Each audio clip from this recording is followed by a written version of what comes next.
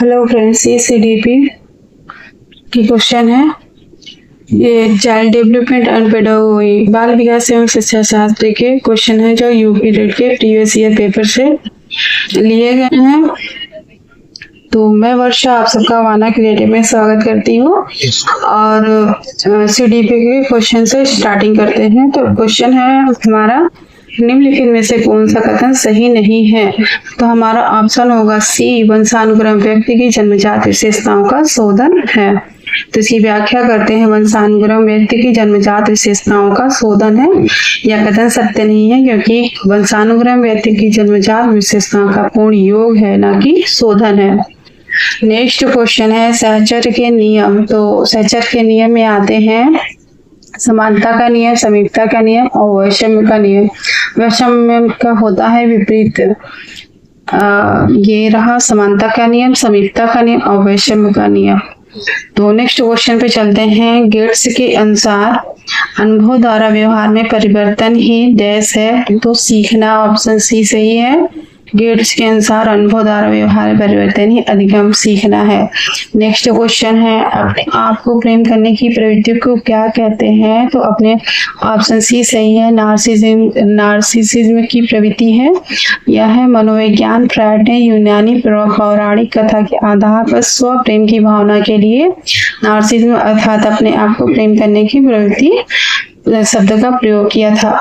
पौराणिक कथा में नार्सिसिस्ट नामक एक व्यक्ति अपने शरीर से प्रेम करता हुआ दिखाया गया है।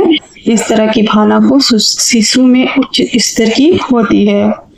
नेक्स्ट क्वेश्चन है मनुष्य की बुद्धि आगे की पीढ़ियों में संक्रमित होती है। डैश का कार्य जन्मजात योग्यता के विकास के लिए उपयुक्त परिस्थितियों का निर्माण करना है। ऑप्शन सी सही है, वातावरण।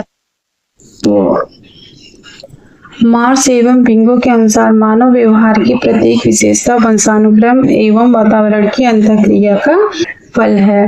वंशानुक्रम द्वारा मनुष्य की बुद्धि आगे की पीढ़ियों में स्थानांतरण होता है और तो वातावरण द्वारा जन्मजात योग्यता के विकास के लिए उपयुक्त परिस्थितियां उत्पन्न की जाती हैं।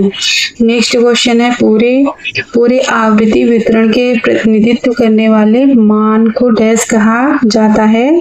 ऑप्शन बी सही है, केंद्रवर्ती प्रमाप का मान। तो इसकी व्याख्या करते हैं। पूरे आवृत्ति विवरण का प्रतिनिधित्व करने वाले मान को केंद्रवर्ती प्रमाप का मान कहते हैं, जिसमें माध्य, माध्यिका, बहुलक आदि शामिल होते हैं। नेक्स्ट क्वेश्चन है निम्नलिखित में से कौन सी विशेषता आंतरिक रूप से अभिप्रेरित बच्चों के लिए सही नहीं है? तो वो हमेशा सफल होते हैं। तो इसकी व्याख्या करते हैं। यदि किसी बालक द्वारा स्वयं कार्य करने का प्रयत्न किया जाता है तो वह बालक आंतरिक रूप से अभिप्रेरित होता है। इसी तरह के बालक में प्रायः चुनौतीपूर्ण कार्य करते समय आनंद उठाने तथा कठिन कार्यों में उच्च स्तर की ऊर्जा प्रदर्शित करने की विशेषता पाई जाती है और इस तरह के बालक हमेशा सफल हो यह आवश्यक भी नहीं होता है, लेकिन उनको अपने एक जो लेवल होता है कि हम इस कार्य को करेंगे और फिर इस कार्य के उदाहरण से सीखते हैं। अगर वो काम जैसे गलत भी हो गया तो फिर उसके ही द्वारा वो आगे ऐसे धीरे धीरे बढ़ने की कोशिश करते हैं। तो नेक्स्ट क्वेश्चन पे चलते हैं। बालक एक ऐसी पुस्तक है जिसका शिक्षक को अधोपांत अध्ययन करना चाहिए।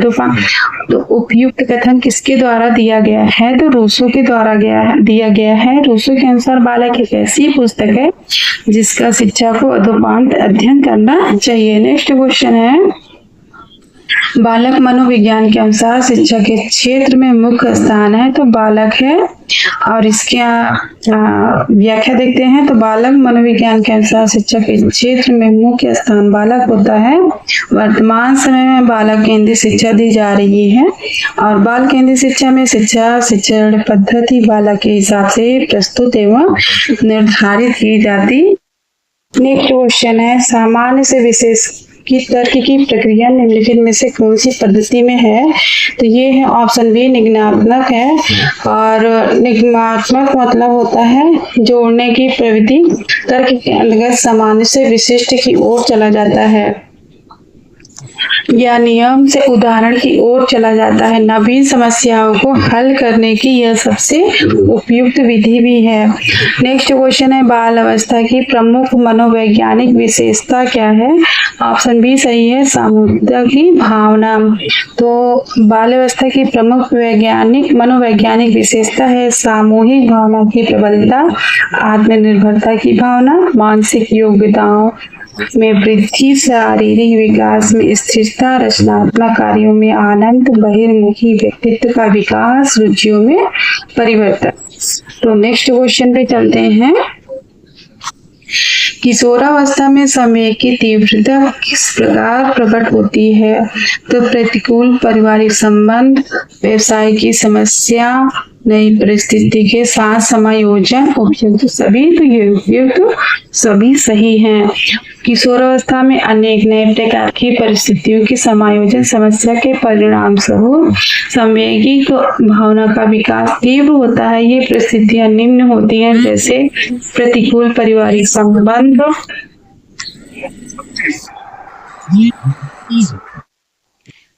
किशोरावस्था में नए प्रकार की परिस्थितियों के समायोजन समस्या के परिणाम स्वरूप संवेगिक भावनाओं का विकास तीव्र होता है। ये परिस्थितियां निम्न होती हैं, जैसे प्रतिकूल पारिवारिक संबंध, व्यवसाय की समस्या, नई परिस्थितियों के साथ समायोजन, सामाजिक परंपराएं आदि। नेक्स्ट क्वेश्चन पे चलते हैं। 140 से अधिक बुद्धि लब्धि IQ वाले बच्चों को किस श्रेणी में रखेंगे? तो यहाँ पे हो जाएगा ऑप्शन डी सही, प्रतिभाशाली। यहाँ पे देखिए, इसकी व्याख्या कहते हैं, टर्मैन ने 1916 में एक बुद्धि लब्धि की सारणी प्रस्तुत की थी, जिसके आधार पर 140 से अधिक बुद्धि लब्धि IQ वाले बच्चों को प्रतिभाशाली श्रेणी में रखा गया। टर्मैन की श्रेणी निम्नलिखित थी। तो यहाँ पे 1916 में टर्मैन ने जो बुद्धि लब्धि की सारणी प्रस्तुत की है वह इस प्रकार है। बुद्धि लब्धि और बालक है 130 से अधिक प्रतिभाशाली होते हैं और 121 से 130 के बीच में प्रखर बुद्धि होती है और 111 से 120 के बीच में तीव्र बुद्धि होती है और 91 से 110 के बीच में सामान्य बुद्धि होती है और 81 से 90 के बीच में मंद बुद्धि होती है और 71 से 80 के बीच में अल्प बुद्धि होती है और 71 से कम वाले में जड़ बुद्धि होती है। नेक्स्ट क्वेश्चन है, सृजनशीलता मौलिक परिणामों को अभिव्यक्त करने की मानसिक क्रिया है। उपयुक्त कथन किसके द्वारा दिया गया है? तो सृजनशीलता मौलिक परिणामों को अभिव्यक्त करने की मानसिक क्रिया है, यह दिया गया है ऑप्शन ए है, क्रो के द्वारा। नेक्स्ट क्वेश्चन पे चलते हैं। प्रयास और भूल सिद्धांत के प्रतिपादक थे, तो ऑप्शन होगा ए सही, थॉर्नडाइक। अधिगम के क्षेत्र में प्रयास और भूल के सिद्धांत का प्रतिपादन E.L. थॉर्नडाइक द्वारा किया गया। इस सिद्धांत की व्याख्या करते हुए कहा जा सकता है कि किसी कार्य को करने में जो त्रुटि या गलती करते हैं और अनेक बार प्रयास करके त्रुटियों की संख्या या गलतियों की संख्या कम की जाती है या समाप्त की जाती है, तो इस प्रकार सीखने को ही प्रयास एवं भूल द्वारा सीखना कहा जाता है। तो नेक्स्ट क्वेश्चन पे, सीखने के पठार के निराकरण के लिए क्या नहीं करना चाहिए? तो ऑप्शन सी सही है, उसे दंडित नहीं करना चाहिए। उसे दंडित मतलब यहाँ पे दिया गया है उसे दंडित करना चाहिए, तो यही नहीं करना चाहिए। तो इसकी व्याख्या करते हैं। सीखने के पठार का अर्थ है सीखने में अवनति, अर्थात जब अधिगम प्रक्रिया में अधिगमकर्ता रुचि नहीं लेता या थक जाता है तो अधिगम में पठार आ जाता है। अधिगम के पठार के निराकरण के लिए अधिगमकर्ता को प्रेरित प्रोत्साहित करना, अधिगम की अच्छी विधि का प्रयोग करना, अधिगम में पठार के कारणों का अध्ययन करना चाहिए, किंतु कभी भी सीखने वाले को दंडित नहीं करना चाहिए। तो नेक्स्ट क्वेश्चन पे चलते हैं। जिस वक्र रेखा में प्रारंभ में सीखने की गति तीव्र होती है और बाद में यह क्रमशः मंद होती जाती है, तो उसे कहते हैं उत्तरोत्तर वक्र, कॉन्वेक्स कर्व। तो यहाँ पे देखते हैं, ये पहले सीखने की दर होती है, फिर उसके बाद नीचे आ जाती है। तो जिस वक्ररेखा में प्रारंभ सीखने की गति तीव्र होती है और बाद में क्रम संबंध हो जाती है तो उसको उत्तरोत्तर वक्र कहते हैं। नेक्स्ट क्वेश्चन है व्यक्तिक भिन्नता का क्या अर्थ है? तो ऑप्शन बी सही है। कोई दो व्यक्ति शारीरिक मानसिक योग्यता और संवेगात्मक दशा में समान और एक जैसे नहीं होते हैं। तो यहाँ पे ऑप्शन बी में यही बताया गया है कि कोई भी व्यक्ति जो है समान नहीं होते हैं, वो शारीरिक और मानसिक योग्यता में कभी भी समान नहीं होते हैं। फिर नेक्स्ट क्वेश्चन दिया गया है मानसिक स्वास्थ्य विज्ञान का प्रमुख उद्देश्य है। तो बालक के मानसिक स्वास्थ्य की रक्षा करना, कुसुमायोजन का निराकरण करना। ए और बी दोनों ही सही हैं।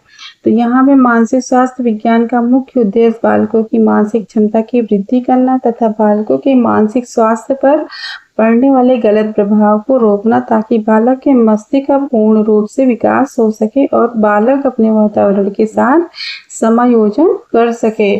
तो नेक्स्ट क्वेश्चन पे चलते हैं। यहाँ पे देखिए निम्नांकित 7 छात्रों के अंक इस प्रकार है। तो यहाँ पे उपरोक्त की माध्यिका क्या होगी?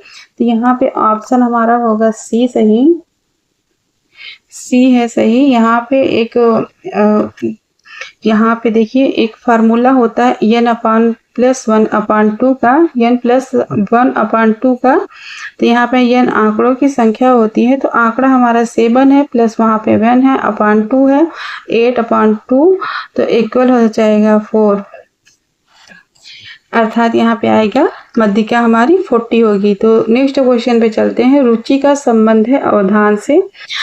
तो इसी व्याख्या करते हैं। मनोवैज्ञानिक क्रो एवं क्रो के अनुसार रुचि वह आंतरिक प्रेरक शक्ति है जो हमें किसी व्यक्ति, वस्तु या क्रिया के प्रति ध्यान देने के लिए प्रेरित करती है। इस प्रकार रुचि का अवधान से सीधा तथा घनिष्ठ संबंध होता है। तो नेक्स्ट क्वेश्चन पे चलते हैं। सीखे हुए ज्ञान, कौशल या विषय या अन्य परिस्थितियों में उपयोग करने को कहते हैं सीखने का स्थानांतरण। तो यहाँ पे देखिए इसकी व्याख्या करते हैं। सीखे हुए ज्ञान, कौशल या विषय का किसी अन्य परिस्थितियों में उपयोग करने को सीखने का स्थानांतरण कहते हैं। सीखने का स्थानांतरण 3 प्रकार का होता है: धनात्मक स्थानांतरण, ऋणात्मक स्थानांतरण और शून्य स्थानांतरण। तो नेक्स्ट क्वेश्चन पे चलते हैं। अनुबंध की प्रक्रिया में प्रथम सोपान निम्नांकित में से कौन सा है? ऑप्शन होगा ए सही, उत्तेजना। पावलोव द्वारा प्रतिपादित अनुबंध सिद्धांत का प्रतिपादन किया गया इसे अनुकूलित अनुक्रियाओं सिद्धांत भी कहते हैं।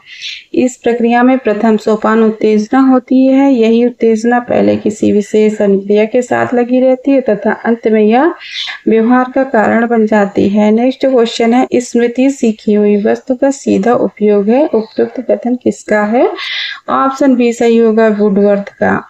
वुडवर्थ के अनुसार स्मृति सीखी हुई वस्तु का सीधा उपयोग है। नेक्स्ट क्वेश्चन है। निम्नलिखित में से कौन सी दशाएं ध्यान को आकर्षित करने की आंतरिक दशा नहीं है? तो ऑप्शन होगा यहाँ पे हमारा ए सही, उद्दीपन की स्थिति। यहाँ पे उपयुक्त ए दिया गया है तो यहाँ पे इसलिए ए और सी दोनों सही है। उद्दीपन की स्थिति ध्यान आकर्षित करने की बाह्य दशा है जबकि आवश्यकता ध्यान आकर्षित करने की आंतरिक दशा है। संवेग की उत्पत्ति डैश से होती है? मूल प्रवृत्तियों से होती है।